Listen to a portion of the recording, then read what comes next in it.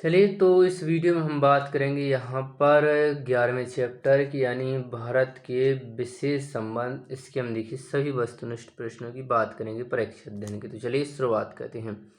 सबसे विकल्पों में पहला प्रश्न है कि निम्नलिखित में से भारतीय विदेश नीति का निर्धारक तत्व नहीं है। करेक्ट आंसर हो जाएगा देखिए सैनिक गठजोड़, यानी ऑप्शन 3। दूसरा है भारतीय विदेश नीति का मुख्य लक्ष्य है। करेक्ट आंसर हो जाएगा ये देखिए उपरोक्त सभी, यानी संयुक्त राष्ट्र संघ के साथ सहयोग भी कहना है। गुट निरपेक्षता की सदस्यता में बढ़ोतरी भी कहनी है। समाजवाद, उपनिवेशवाद, शोषण और अधिपत्य का विरोध भी कहना है। तीसरा है यहाँ पर देखिए कि गुट निरपेक्षता शब्द का सर्वप्रथम प्रयोग किया था, तो ये किया था देखिए यहाँ पर नासिर ने, यानी ऑप्शन 3। चौथा, निम्नलिखित में से गुट निरपेक्ष आंदोलन के प्रमुख नेता थे। तो करेक्ट आंसर हो जाएगा ये थे देखिए पंडित जवाहरलाल नेहरू, यानी ऑप्शन 3। पांचवा, भारतीय विदेश नीति में गुट निरपेक्षता का अभिप्राय है। तो करेक्ट आंसर हो जाए ये देखिए किसी महाशक्ति के साथ अपने को सम्मिलित नहीं कहना तथा स्वतंत्र नीति का परिचालन कहना। ये देखिए क्या है इसका यहाँ पर अभिप्राय है।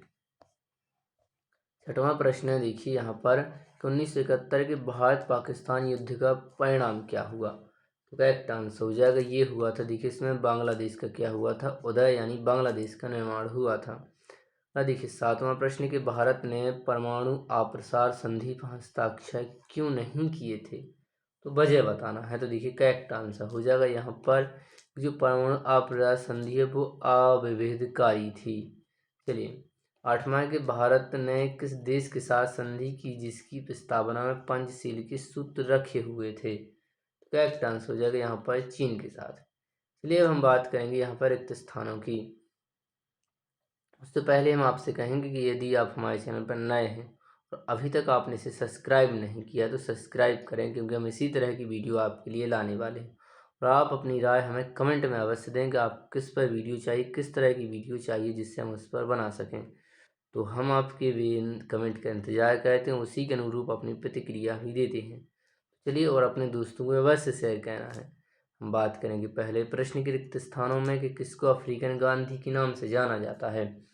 कि अफ्रीकन गांधी के नाम से जाना जाता है। करेक्ट आंसर हम यहाँ पर लिखते हैं कि नेल्सन मंडेला। करेक्ट आंसर क्या हो जाएगा देखिए नेल्सन मंडेला।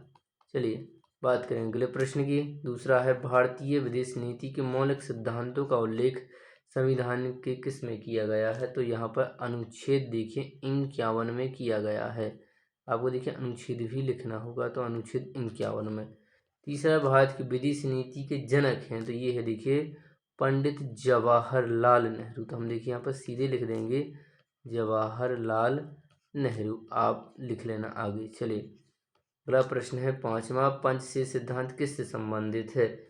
ये संबंधित है देखिए यहाँ पर नेहरू और चाउ एन लाऊ से संबंधित है। तो यहाँ पर देखिए एक तो होंगे नेहरू और किससे हैं, तो प्लस ये होंगे देखिए साथ में यहाँ पर चाउ, क्योंकि देखिए चाउ एन लाई, क्या है चाउ एन लाई, ये देखिए संबंधित है।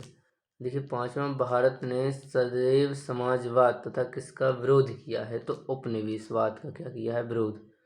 करेक्ट आंसर क्या होगा यहाँ पर देखिए उपनिवेश और बाद भी आपको देखिए इसमें जोड़ देना है। चलिए देखिए 61वां, 1961 में यूगोस्लाविया की राजधानी बेलग्रेड में संपन्न प्रथम गुटनिरपेक्ष शिखर सम्मेलन का मुख्य विषय क्या था। तो इसका देखिए यहाँ पर मुख्य विषय पूछा जा रहा है। तो करेक्ट आंसर हो जाएगा यहाँ पर देखिए इसमें मुख्य विषय। तो चलिए हम थोड़ा सा यहाँ पर इसको साफ कर देते हैं।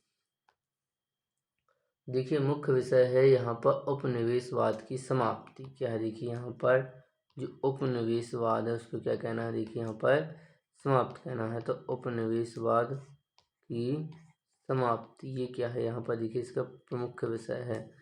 सातवां है कि बांडुंग सम्मेलन हुआ था, तो ये देखिए हुआ था इंडोनेशिया में। तो इसका करेक्ट आंसर क्या होगा देखिए इंडोनेशिया, जो हम यहाँ पर देखिए लिख देंगे इंडोनेशिया। तो इस तरह देखिए यहाँ पर क्या हो जाएगा, इसका करेक्ट आंसर हो जाएगा। अब हम बात करेंगे यहाँ पर देखिए जोड़ियों की। तो ये रही देखिए आपके सामने जोड़ियाँ। इसमें पहली जोड़ी है देखिए यहाँ पर 1966 का ताशकंद समझौता। तो इसका देखिए यदि हम बात करें तो इसका करेक्ट आंसर हो जाएगा जो ताशकंद समझौता है वो देखिए। देखिए जोड़ियों से हम जोड़ियाँ और भी रह चुकी हैं जिसके कारण इस पीडीएफ में हमने उनकी फ़ोटो नहीं ली है, क्योंकि यहाँ पर देखिए अगला चैप्टर आ गया है।